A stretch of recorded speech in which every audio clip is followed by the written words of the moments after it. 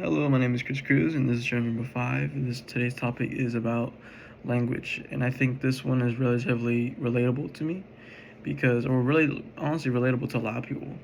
Um, I'm bilingual and I can speak 2 languages. Other people can speak 15 and other types of numerous of languages, and but overall, language is a set of not just words, but it really sets the perspective of how we view others, how we relate to a culture, and overall how we interact with each other. Um, what I could say about language is that certain languages can sound more aggressive, and certain languages can sound more comforting. A language I could say that really speaks out to me is Japanese. Um, a lot of people would say that even though we don't understand Japanese, overall the way of interacting in the language just sounds very peaceful and sounds very respectable, and I think that's very true. Even though you might not understand what they're saying, overall, just the tone and just the way it's said really brings a warmth of comfort to you. But now when you go to a language, let's say, I say Russia or even French, people say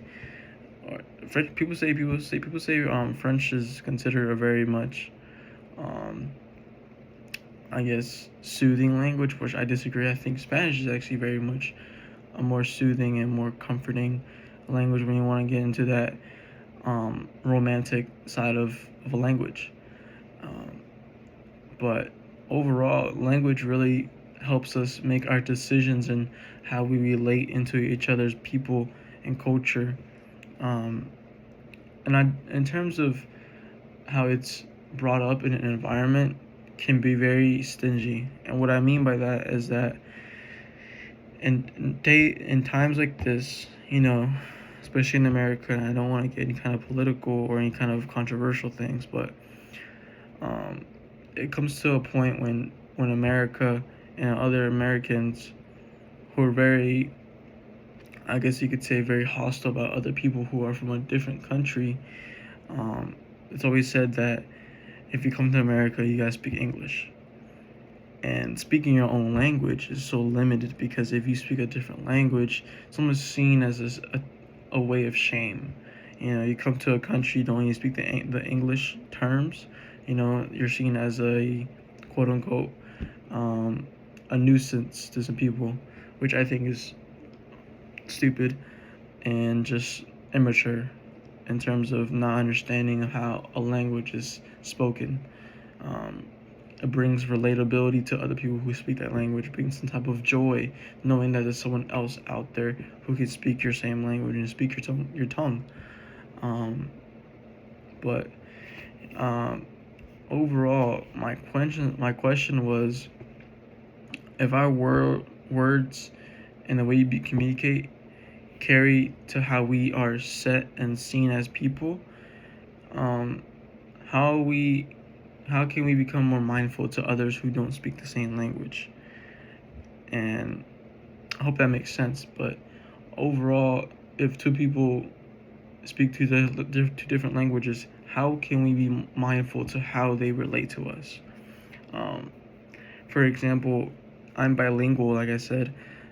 When I translate to other people from who speak Spanish to English, some words come out differently than what they actually were said, and that's something that I read in the chapter, that certain words, especially in English, English has so many words that sound the same but mean way different, like weather and weather. You know what I'm saying?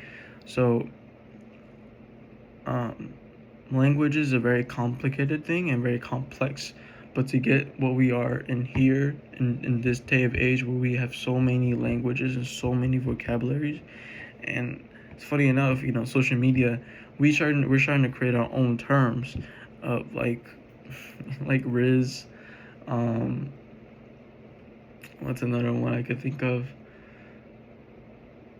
I can't think of anything else, but the word Riz and stuff like that, or like the bros and stuff like that, really brings a sense of funniness to how we speak our language and how we can create our own terms of language and how we can kind of dissect it in terms of what it means, which I think is really cool.